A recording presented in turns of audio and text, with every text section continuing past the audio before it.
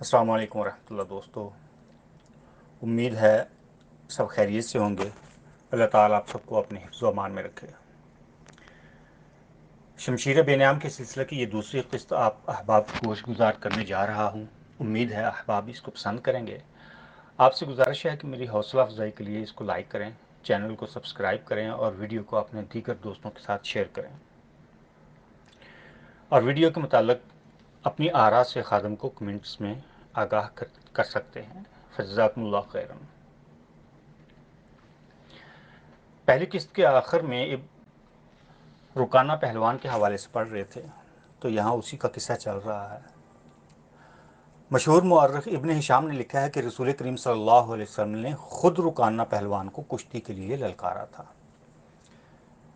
جبکہ مورخ ابن الاثیر نے جو شہادت پیش کی ہے وہی صحیح ہے۔ رکانہ نے ہی محمد صلی اللہ علیہ وسلم کو کشتی کے لیے للکارا تھا، اور اس نے کہا تھا، میرے بھائی کے بیٹے، تم بڑے دل اور بڑی جرت والے آدمی ہو۔ میں یہ بھی جانتا ہوں تم جھوٹ بولنے سے نفرت کرتے ہو، لیکن مرد کی جرت اور صداقت کا پتہ اکھاڑے میں چلتا ہے۔ آؤ میرے مقابلے میں اکھاڑے میں اترو۔ اگر تم مجھے گرا لو تو میں تمہیں اللہ کا بھیجا ہوا نبی مان لوں گا، اللہ کی قسم تمہارا مذہب قبول کر لوں گا۔ لیکن یہ ایک بتیجے اور چچا کی کشتی نہیں ہوگی، رسول خدا صلی اللہ علیہ وسلم نے رکانہ کی للکار کے جواب میں کہا۔ ایک بت پرست اور سچے دین کے ایک پیغمبر کی لڑائی ہوگی۔ تو ہار گیا تو اپنا وعدہ نہ بھول جانا۔ مکہ میں یہ خبر صحرا کی آندھی کی طرح پھیل گئی کہ رکانہ اور محمد کی کشتی ہوگی، اور جو ہار جائے گا وہ جیتنے والے کا مذہب قبول کر لے گا۔ قریش کا بچہ بچہ، مرد و زن اور یہودی ہجوم کر کے آگے۔ مسلمانوں کی تعداد بہت تھوڑی تھی۔ وہ تلواروں اور برچھیوں سے مسلح ہو کر آئے، کیونکہ انہیں خطرہ محسوس ہو رہا تھا کہ قریش کشتی کو بہانہ بنا کر رسول خدا صلی اللہ علیہ وسلم کو قتل کر دیں گے۔ عرب کا سب سے زیادہ طاقتور اور وحشی پہلوان رکانہ بن عبد یزید رسول کریم صلی اللہ علیہ وسلم کے مقابلے پر اترا۔ اس نے رسول کریم صلی اللہ علیہ وسلم پر تنزیہ نظر ڈالی اور آپ پر پھپتی کسی۔ آپ صلی اللہ علیہ وسلم مکمل خاموشی اور اطمینان سے رکانہ کی آنکھوں میں آنکھیں ڈال کر دیکھتے رہے، کہیں وہ بے خبری میں کوئی داؤ نہ کھیل دے۔ رکانہ آپ کے ارد گرد گھوما جیسے کوئی شیر اپنے شکار کے گرد گھوم گیا اور اب اسے کھا جائے گا۔ قریشیوں کا ہجوم رسول اکرم صلی اللہ علیہ وسلم کا مذاق اڑا رہا تھا، جبکہ مسلمان خاموشی سے دل ہی دل میں اللہ کو یاد کر رہے تھے۔ انہوں نے اپنی تلواروں کے دستوں پہ ہاتھ رکھے ہوئے تھے۔ کشتی شروع ہوئی تو جانے کیا ہوا، رسول اکرم صلی اللہ علیہ وسلم نے جانے کیا داؤ کھیلا۔ ابن الاثیر کہتا ہے کہ آپ صلی اللہ علیہ وسلم نے رکانہ کو اٹھا کر زمین پر پٹخ دیا تھا۔ رکانہ زخمی شیر کی طرح اٹھا اور پھر غرا کر آپ صلی اللہ علیہ وسلم پر حملہ آور ہوا۔ آپ صلی اللہ علیہ وسلم نے پھر وہی داؤ کھیلا اور دوبارہ سے اسے پٹخ دیا۔ وہ اٹھا تو آپ صلی اللہ علیہ وسلم نے اسے تیسری مرتبہ پھر پٹخا۔ بھاری برکم جسم جب 3 بار پٹخا گیا تو کشتی جاری رکھنے کے قابل نہ رہا۔ رکانہ سر جھکا کر اکھاڑے سے نکل گیا۔ ہجوم پر سناٹا طاری ہو گیا۔ مسلمان ننگی تلواریں اور برچھیاں ہوا میں لہرا لہرا اور اچھال اچھال کر نعرے لگا رہے تھے۔ چچا رکانہ، رسول اللہ صلی اللہ علیہ وسلم نے آواز دی، اپنا وعدہ پورا کر اور یہیں اعلان کر کہ آج سے تو مسلمان ہے۔ لیکن رکانہ نے قبول اسلام سے صاف انکار کر دیا۔ خالد ایک بار پھر ماضی کی یادوں سے چونک گیا۔ یہ طاقت جسمانی نہیں تھی۔ خالد نے نخلستان میں لیٹے لیٹے اپنے آپ سے گویا ہوا، رکانہ کو یوں 3 بار یوں پٹخنا تو دور کی بات ہے، عرصہ ہوا اسے کوئی پچھاڑ بھی نہ سکا تھا۔ رسول اکرم صلی اللہ علیہ وسلم کا تصور خالد کے ذہن میں نکھر آیا۔ وہ آپ کو اچھی طرح سے جانتا تھا، لیکن وہ محسوس کر رہا تھا جیسے وہ محمد کوئی اور تھے جنہیں وہ بچپن سے جانتا تھا۔ اس کے بعد آپ صلی اللہ علیہ وسلم نے جو رخ اختیار کیا تھا، اس میں خالد آپ صلی اللہ علیہ وسلم کو نہیں پہچانتا تھا۔ نبوت کے دعویٰ کے بعد خالد کی آپ صلی اللہ علیہ وسلم کے ساتھ بول چال بند ہو گئی تھی۔ وہ آپ صلی اللہ علیہ وسلم کے ساتھ دو دو ہاتھ کرنا چاہتا تھا، لیکن وہ رکانہ کی طرح پہلوان نہ تھا۔ وہ میدان جنگ میں لڑنے والا اور لڑنے والوں کی قیادت کرنے والا جنگجو تھا، لیکن اس وقت مسلمان فوج کی صورت میں لڑنے کے قابل نہ تھے۔ جب مسلمان فوج کی صورت میں لڑنے کے قابل ہوئے اور قریش کے ساتھ ان کا پہلا معرکہ ہوا، اس وقت خالد کہیں ایسے حالات پیدا ہو گئے تھے کہ کہیں باہر سفر پر جانا پڑا، وہ اس معرکے میں شامل نہیں ہو سکا۔ اسے بہت افسوس ہوا تھا۔ یہ معرکہ بدر کا تھا، جس میں 313 مجاہدین اسلام نے 1000 قریشیوں کو شکست دی تھی۔ خالد دانت پیستا رہ گیا، لیکن اس روز جب وہ نخلستان میں لیٹا ہوا تھا، اسے خیال آیا کہ 313 نے 1000 کو کس طرح سے شکست دی تھی۔ اس نے شکست کھا کر آنے والوں سے پوچھا تھا، بتاؤ مسلمانوں میں وہ کون سی خوبی تھی جس نے انہیں فتح یاب کیا تھا؟ جنگجو طبیعت تھی، نس نس میں عسکری پینتڑے بھرے ہوئے تھے۔ ایک دم سے خالد اٹھا اور انگلی سے ریت پر بدر کے میدان کے خد و خال بنا کر قریش اور مسلمانوں کی پوزیشنیں اور معرکے کے دوران دونوں کی چالوں کی لکیریں بنانے لگا۔ باپ نے اسے فن حرب و ضرب کا ماہر بنا دیا تھا۔ بچپن سے ہی اسے گھڑ سواری سکھائی، اکڑ اور منہ زور گھوڑوں کو قابو میں لانے کے قابل بنایا۔ نوجوانی تک وہ ایک شہ سوار بن چکا تھا۔ شتر سواری میں بھی وہ بھرپور مہارت رکھتا تھا۔ اس کا استاد کوئی اور نہیں، اس کا اپنا ہی باپ تھا۔ اس نے خالد کو صرف سپاہی نہیں بلکہ سالار بنا دیا تھا۔ خالد کو جنگ و جدل اتنی اچھی لگی کہ وہ لڑنے اور لڑانے کے طریقوں پر غور کرنے لگا اور نوجوانی میں ہی فوج کی قیادت کے قابل ہو گیا۔ اسے بدر کی لڑائی میں شامل نہ ہو سکنے کا افسوس تھا اور وہ انتقام کے طریقے سوچتا رہتا تھا، لیکن اب اس کی سوچوں کا دھارا بدل چکا تھا۔ مکہ سے روانگی سے کچھ عرصہ پہلے سے ہی وہ اس سوچ میں کھو گیا تھا۔ رسول اکرم صلی اللہ علیہ وسلم نے رکانہ پہلوان کو 3 بار پٹخا تھا۔ بدر میں آپ صلی اللہ علیہ وسلم نے محض 313 مجاہدین سے 1000 کو شکست دی تھی۔ یہ کوئی اور ہی قوت تھی، لیکن بدر کے معرکے کے بعد اس کے دل میں مسلمانوں کے خلاف انتقام کی آگ سلگتی رہی۔ مسلمان معرکہ بدر میں قریش کے بہت سے آدمیوں کو قیدی کر کے لے گئے تھے۔ قریش کے سرداروں کے لیے تو یہ صدمہ تھا ہی۔ اس کا بہت برا اثر خالد نے قبول کیا۔ اسے یاد تھا کہ جب بدر کا معرکہ لڑا جا رہا تھا اور مکہ میں کوئی خبر نہیں پہنچ رہی تھی، معرکہ کا انجام کیا ہوا۔ مکہ کے لوگ بدر کی سمت دیکھتے رہتے تھے، مبادا ادھر سے کوئی سوار دوڑا آئے گا اور فتح کی خبر سنائے گا۔ آخر ایک روز ایک شتر سوار آتا نظر آیا۔ خوشخبری کی امید میں لوگ اس کی طرف دوڑ پڑے۔ سوار نے عرب کے رواج کے مطابق اپنا کرتا پھاڑ دیا اور وہ روتا آ رہا تھا۔ بری خبر لانے والے قاصد ایسے ہی کیا کرتے تھے۔ وہ جب لوگوں کے درمیان پہنچا تو اس نے روتے ہوئے بتایا کہ اہل قریش کو بہت بری طرح شکست ہوئی۔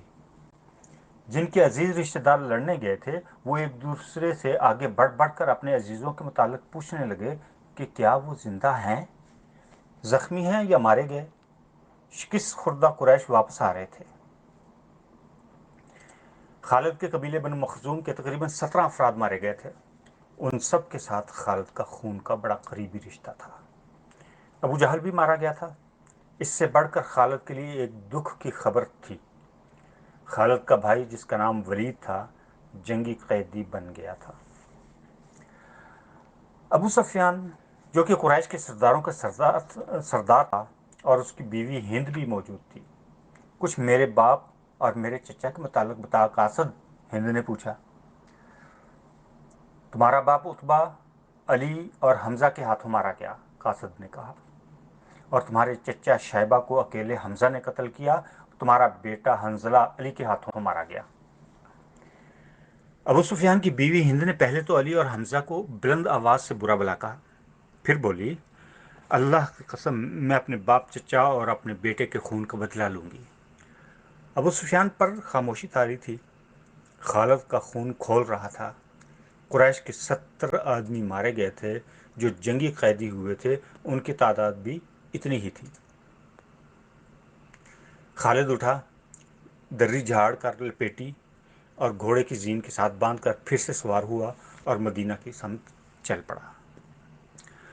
اس نے ذہن کو یادوں سے خالی کر دینا چاہا، لیکن اس کا ذہن مدینہ پہنچ جاتا، جہاں رسول اللہ صلی اللہ علیہ وسلم تھے اور جو تبلیغ اسلام کا مرکز بن گیا تھا۔ آپ صلی اللہ علیہ وسلم کا خیال آتے ہی اس کا ذہن پیچھے چلا جاتا، اسے وہ منظر دکھائی دیتا جس کے خالق حضور صلی اللہ علیہ وسلم تھے۔ اس کے ذہن میں ہند کے الفاظ یاد آئے جو اس نے اپنے خامد ابو سفیان سے کہے تھے۔ میں اپنے باپ اور چچا کو بھول سکتی ہوں، ہند نے کہا۔ کیا میں اپنے لخت جگر حنظلہ کو بھی بھول جاؤں؟ ایک ماں اپنے بیٹے کو کیسے بھول سکتی ہے؟ اللہ کی قسم، میں محمد کو اپنے بیٹے کا خون معاف نہیں کروں گی۔ یہ لڑائی محمد نے کرائی ہے، میں حمزہ اور علی کو نہیں بخشوں گی۔ وہ میرے باپ، چچا اور میرے بیٹے کے قاتل ہیں۔ میرے خون کو صرف میرے بیٹے کا قتل گرما رہا ہے، ابو سفیان نے کہا۔ مجھ پر اپنے بیٹے کے خون کا انتقام فرض ہو گیا ہے۔ میں سب سے پہلے یہ کام کروں گا کہ محمد کے خلاف زبردست فوج تیار کر کے اسے آئندہ لڑنے کے قابل نہیں چھوڑوں گا۔ مشہور مورخ اور وقائع نگار واقدی نے لکھا ہے، اگلے ہی روز ابو سفیان نے تمام سرداروں کو بلایا۔ ان میں زیادہ تعداد ان سرداروں کی تھی جو کسی نہ کسی وجہ سے جنگ بدر میں شریک نہ ہو سکے تھے۔ ہاں، ان میں سے ہر ایک کا کوئی نہ کوئی عزیز اس جنگ میں مارا گیا تھا۔ سب انتقام کا ارادہ لے کر اکٹھے ہوئے۔ کیا مجھے زیادہ باتیں کرنے کی ضرورت ہے؟ ابو سفیان نے کہا۔ میرا اپنا جوان بیٹا مارا گیا، اگر میں انتقام نہیں لیتا تو مجھے جینے کا کوئی حق نہیں۔ سب ایک ہی بار بولنے لگے۔ سب اس بات پر متفق تھے کہ مسلمانوں سے بدر کی شکست کا انتقام لیا جائے، لیکن شرط یہ ہے کہ آپ میں سے کوئی بھی اپنے گھر میں نہ بیٹھا رہے۔ خالد بول پڑا، بدر میں ہم صرف اس لیے ذلت میں گھرے کہ سردار گھروں میں بیٹھے رہے اور ان لوگوں کو لڑنے بھیج دیا جو قریش کی عظمت کو نہیں سمجھتے تھے۔ کیا میرے باپ کو بھی قریش کی عظمت کا خیال نہ تھا؟ خالد کے چچا زاد بھائی اکرمہ، جو ابو جہل کا بیٹا تھا، برہم ہوتے ہوئے بولا، کیا صفوان بن امیہ کے باپ کو بھی قریش کی عظمت کا خیال نہ تھا؟ اور تم خود کہاں تھے ولید کے بیٹے؟ ہم یہاں ایک دوسرے سے لڑنے کے لیے اکٹھے نہیں ہوئے، ابو سفیان نے کہا۔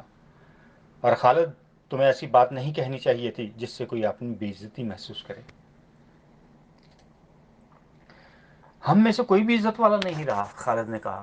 ہم سب اس وقت تک بے عزت رہیں گے جب تک ہم محمد اور اس کے چیلوں کو ہمیشہ کے لیے ختم نہیں کر دیتے۔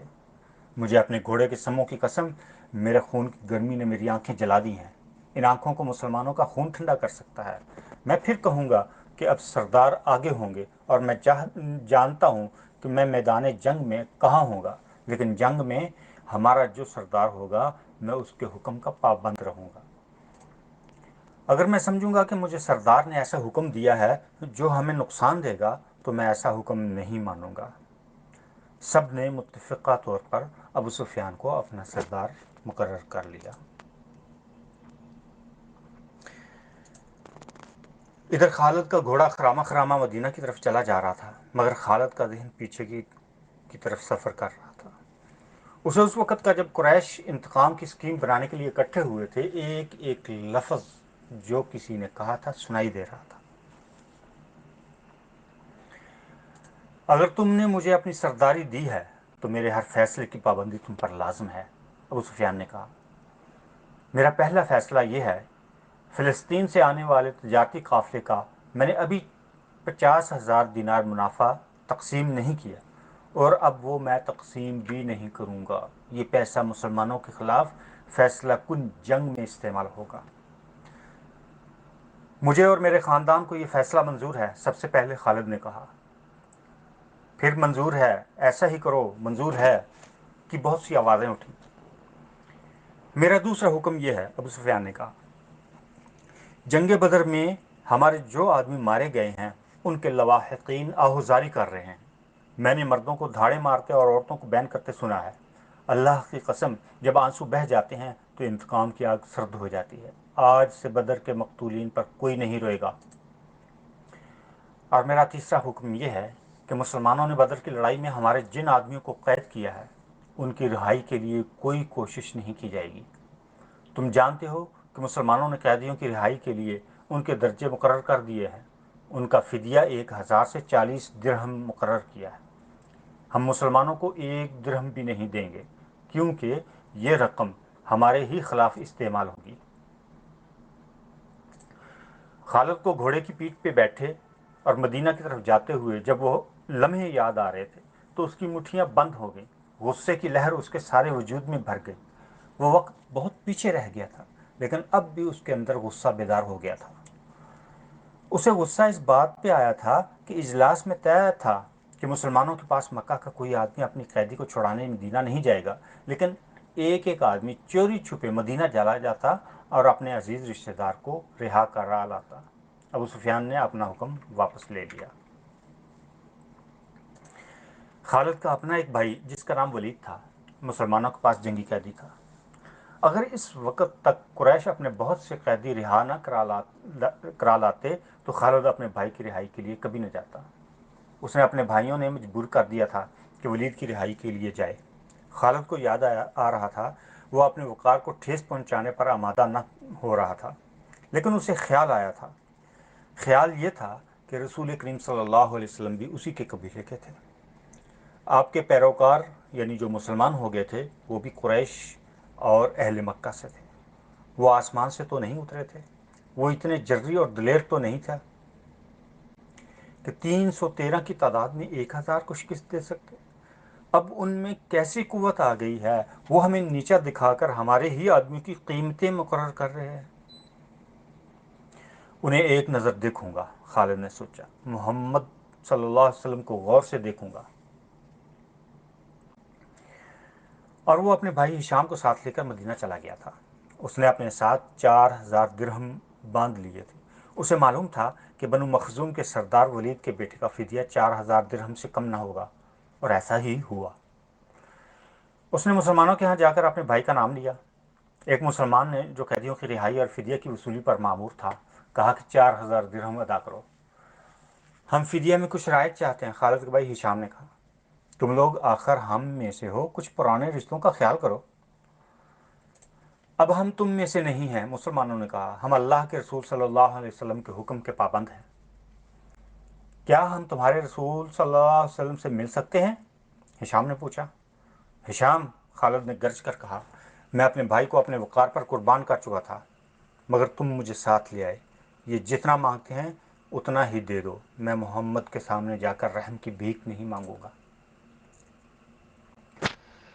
اس نے درہموں سے بھری تھیلی مسلمانوں کے سامنے پھینکتے ہوئے کہا، گن لو اور ہمارے بھائی کو رہا کر دو۔ رقم گنی جا چکی تو ولید کو خالد اور ہشام کے حوالے کر دیا گیا۔ تینوں بھائی اسی وقت مکہ کو روانہ ہو گئے۔ راستے میں دونوں بھائیوں نے ولید سے پوچھا ان کی شکست کا باعث کیا تھا۔ انہیں توقع تھی کہ ولید جو ایک جنگجو خاندان کا جوان تھا، انہیں جنگی فہم و فراست اور حرب و ضرب کے طور طریقوں کے مطابق مسلمانوں کی جنگی چالوں کی خوبیاں اور اپنی خامیاں بتائے گا، مگر ولید کا انداز ایسا اور اس کے ہونٹوں پر مسکراہٹ ایسی تھی جیسے اس پر کوئی پراسرار اثر ہو۔ ولید، کچھ تو بتاؤ، خالد نے اس سے پوچھا۔ ہمیں اپنی شکست کا انتقام لینا ہے۔ قریش کے تمام سردار اگلی جنگ میں شامل ہو رہے ہیں۔ ہم ارد گرد کے قبائل کو بھی ساتھ ملا رہے ہیں اور وہ مکہ میں جمع ہونا شروع ہو گئے ہیں۔ سارے عرب کو اکٹھا کر لو خالد، ولید نے کہا۔ تم مسلمانوں کو شکست نہیں دے سکو گے۔ میں نہیں بتا سکتا کہ محمد صلی اللہ علیہ وسلم کے ہاتھ میں کوئی جادو ہے یا ان کا نیا عقیدہ سچا یا کوئی اور بات ہے۔ میں نے ان کا قیدی ہوتے ہوئے بھی انہیں ناپسند نہیں کیا۔ پھر تم اپنے قبیلے کے غدار ہو، ہشام نے کہا۔ غدار ہو یا تم پر ان کا جادو اثر کر گیا ہے؟ وہ یہودی پیشوا ٹھیک کہتا تھا کہ محمد کے پاس کوئی نیا عقیدہ اور نیا مذہب نہیں، اس کے ہاتھ میں کوئی جادو آ گیا ہے۔ جادو ہی تھا، ورنہ بدر میں قریش شکست کھانے والے نہ تھے، خالد نے کہا۔ ولید جیسے ان کی باتیں سن ہی نہیں رہا تھا۔ اس کے ہونٹوں پر تبسم تھا اور وہ مڑ مڑ کر مدینہ کی طرف دیکھتا تھا۔ مدینہ سے کچھ دور ذوالحلیفہ نام کی ایک جگہ ہوا کرتی تھی۔ تینوں بھائی وہاں پہنچے تو رات گہری ہو چکی تھی۔ رات گزارنے کے لیے وہ وہیں رہ گئے۔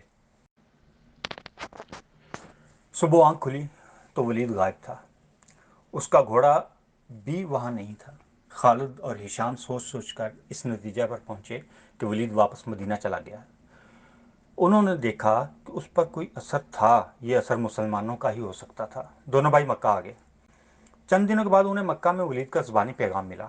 اس نے محمد صلی اللہ علیہ وسلم کو خدا کا سچا رسول تسلیم کر لیا ہے، اور وہ آپ صلی اللہ علیہ وسلم کی شخصیت اور باتوں سے اتنا متاثر ہوا ہے کہ اس نے اسلام قبول کر لیا ہے۔ مورخین لکھتے ہیں کہ ولید بن ولید رسول اکرم صلی اللہ علیہ وسلم کے بہت منظور نظر رہے۔ انہوں نے مذہب میں بھی اور کفار کے ساتھ مارکہ آرائی میں بھی بہت نام پیدا کیا۔ سیدنا خالد بن ولید کے متعلق سلسلہ شمشیر بے نیام کے بقیہ واقعات انشاءاللہ اگلی قسط میں بیان کیے جائیں گے۔ اللہ تعالیٰ آپ کو خوش رکھے، شاد رکھے، آباد رکھے۔ پھر اگلی قسط میں ملاقات ہوگی۔ اللہ حافظ۔